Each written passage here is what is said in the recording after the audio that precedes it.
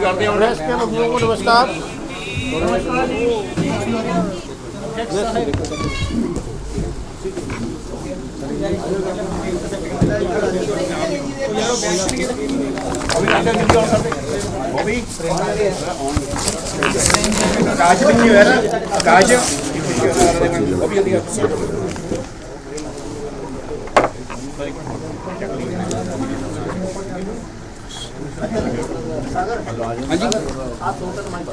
बस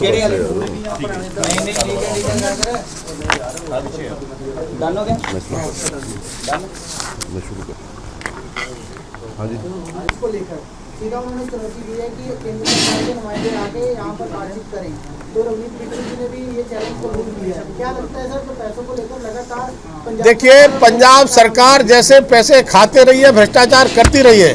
अब मोदी सरकार भ्रष्टाचार करने को पैसा उन्हें देने वाली नहीं है। यहाँ के किसानों की, यहाँ के ग्रामीणों की मांग है कि सीधा मूल्यांकन के बाद पैसा हमारे खाते में आना चाहिए। सरकार को पैसा नहीं दिया जाना चाहिए। सरकार को पैसा दिया तो बिचौलियों भ्रष्टाचारियों के जिम्मे चला जाएगा, पैसा हमको नहीं मिलेगा। बहुत बहुत धन्यवाद भगवान।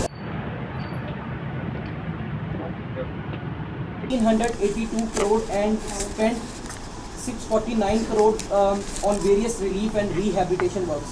लेकिन जरा तुसी डाटा मेंशन किया है वो डिफरेंट हैगा, वो थोड़ा क्लियर करोगे कि नहीं, पूरा डाटा तो मेरे पास नहीं है, लेकिन पंजाब के लिए जिस मद में जो पैसा हमने दिया है हमने बताया है। और जो सरकार की योजनाओं का लाभ मिलना चाहिए केंद्र सरकार की योजनाओं का, इसमें बार बार व्यवधान डालने का जो प्रयास करती है आप सरकार। एक बार क्लियर कर दो कि तुसी जरा 71 करोड़ या 171 करोड़ के बाद 71 करोड़ केवल खर्च किया, 71 करोड़, ओनली 71 करोड़।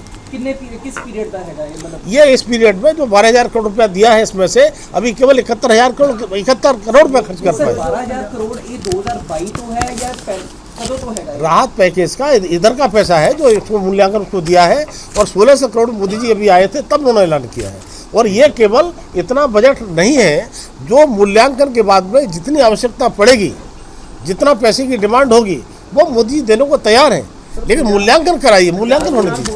2022 से लेकर 2025 तक हमको 1500 करोड़ समथिंग 1582 करोड़ ही मिला। हाँ, पिछला नहीं डाल देगा। पिछला हम नहीं बता, वो गलत कह रहे हैं, झूठ बोलने की आदत है।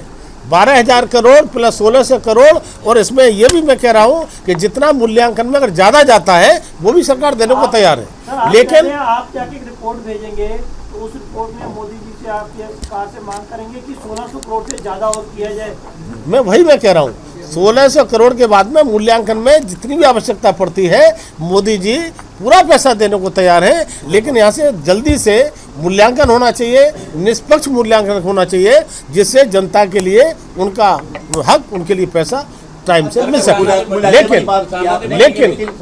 लेकिन एक बात मैं कहना चाहता हूँ, पंजाब की राज्य सरकार से जनता का विश्वास, किसानों का विश्वास उठ गया है।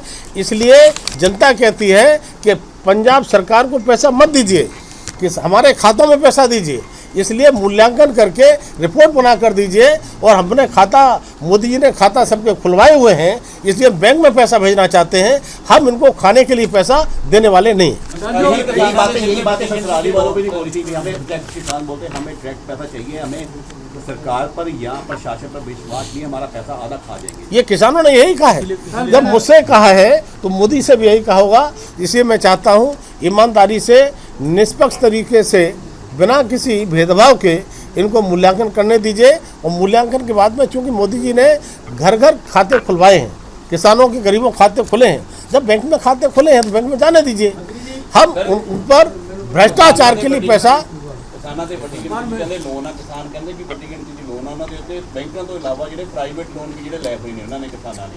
ਅਤੇ ਨਾਲ ਦੀ ਨਾਲ ਜਿਹੜਾ ਪੂਰਾ ਇਹਦੇ ਨਾਲ ਸਿਰਫ ਤੇ ਸਿਰਫ ਕਿਸਾਨਾਂ ਦਾ ਨੁਕਸਾਨ ਨਹੀਂ ਹੋਇਆ, ਇਹ ਪੂਰੀ ਆਰਥਿਕ ਸੰਕਟ ਜਿਹੜਾ ਪੂਰੇ ਪੰਜਾਬ ਲਈ, ਕਿਉਂਕਿ ਜਿਹੜੀ ਖਰੀਦਦਾਰੀ ਆ ਜਾਂ ਕਾਰੋਬਾਰ ਉਹਦੇ ਤੇ ਵੀ ਅਸਰ ਪੈ ਰਿਹਾ। ਕੋਈ ਰਾਹਤ ਪੈਕੇਜ ਜਿਹੜਾ ਉਹੀ ਗੱਲ ਸ਼ੁਰੂ ਤੋਂ ਮੰਤਰੀ ਜੀ ਨੇ ਕਹੀ ਵੀ ਆ ਕਿ ਅਗਰ ਫਸਲ बीमा योजना हुई ਹੁੰਦੀ। देखिए, जो आपने कहा, हम जितना नुकसान हुआ है उस मूल्यांकन की बात कर रहे हैं, ठीक है ना। और रही बात ये, इसकी दोषी है तो पंजाब की राज्य सरकार है। अगर किसान फसल बीमा योजना जो 2022 से ही लागू होना चाहिए थी, आज 2025 चल रहा है, अभी तक लागू नहीं किया है। मैंने कहा, एक मिनट, मैंने कहा जो आज इतना फंड की आवश्यकता पड़ती है, अगर किसान फसल बीमा होता तो 4 लाख एकड़ भूमि की कृषि के लिए केवल पंजाब सरकार के हिस्से में केवल 32 करोड़ आता। तो 32 करोड़ रुपया न जमा होने के कारण से किसान तबाह हो रहा है, इतना पैसा फंड जा रहा है, तो इसका पूरा दोष है तो पंजाब की राज्य सरकार को। अच्छा सर, एक मिनट सर मेरा भी एक सवाल है। वर्मा जी, आपने लुधियाना का भी दौरा किया, जो सतलुज किनारे दूसरी बंद कच्चा बंद है, उसमें कोई ऐसी जगह भी है जहाँ पर रोड है ही नहीं? हाँ, नहीं रहा।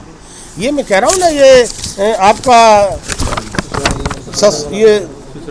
ससराली कॉलोनी जो है, वहाँ में गया, लो 2-2.5 किलोमीटर बाद है ही नहीं। मैं तो वहाँ के किसानों के लिए ग्राम वासियों को धन्यवाद देना चाहता हूँ। उन्होंने स्वयं सेवा करके और वहाँ उसके बाद रक्षा करने के लिए रात और दिन जुटे रहे हैं।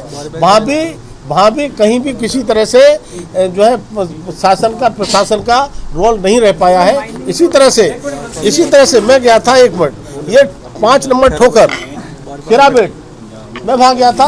वहाँ पर हमारे लोग बोरी भर कर लगा रहे थे मिट्टी के लिए, लेकिन बेचारे कह रहे थे हम काली इतना काम कर रहे हैं, हमें यहाँ पर कोई चाय को पानी को भी पूछने वाला नहीं है। और ट्रैक्टर भी बीजेपी के चल रहे थे। बीजेपी कार्यकर्ता अपने ट्रैक्टर से मिट्टी के कट्टों को ले जा करके वहाँ पर रख रहे थे।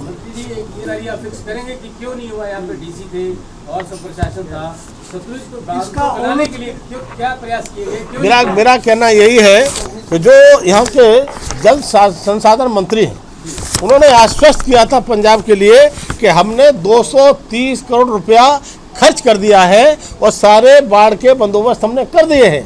लेकिन सच तो ये था कि ये कहने वाले लोग वो ही खनन करा रहे थे, वो ही चोरी से खनन करा करके, अगर शायद इस सतलुज नदी की सफाई पहले हो गई होती और खनन न हुआ होता, जो आप कह रहे हैं बांध की मरम्मत ठीक से हो गई होती, तो आज ये स्थिति नहीं होती। सीबीआई जांच होगी, जो खनन नजायज जो माइनिंग हुई है यहाँ पे, उसकी सीबीआई जांच करेंगे। बहुत बड़ा मुद्दा है पंजाब का। देखिए, मैं आपके माध्यम से कहना चाहता हूँ, मुझे मालूम है कि पंजाब सरकार अपने लोगों को बचाने के लिए सही जाँच नहीं करेगी, लेकिन मैं सबसे पहले उनसे कहता हूं अपने मंत्रियों की जांच कराइए। अपने लोग करेंगे, अपने लोग कितने कह रहे हैं? एक मिनट, मैं कह रहा हूं जो राज्य सरकार में बैठे हैं, जो मुझे किसानों ने बताया कि उन्होंने ही ये खनन कराया है, और खनन चोरी से बिना सरकार की सहमति से, बिना सरकार के सहयोग से खनन हो ही नहीं सकता। इसलिए उसमें दोषी कौन है, इस के लिए उसमें कार्रवाई करना चाहिए। अन्यथा मैं तो अपनी रिपोर्ट पेश करूंगा और मैं किसी एजेंसी से निष्पक्ष जांच हो और दोषी लोगों के खिलाफ कार्रवाई हो, क्योंकि ये घटना कोई छोटी मोटी घटना नहीं है। आप रिकमेंड करेंगे अपनी? बिल्कुल रिकमेंड करेंगे।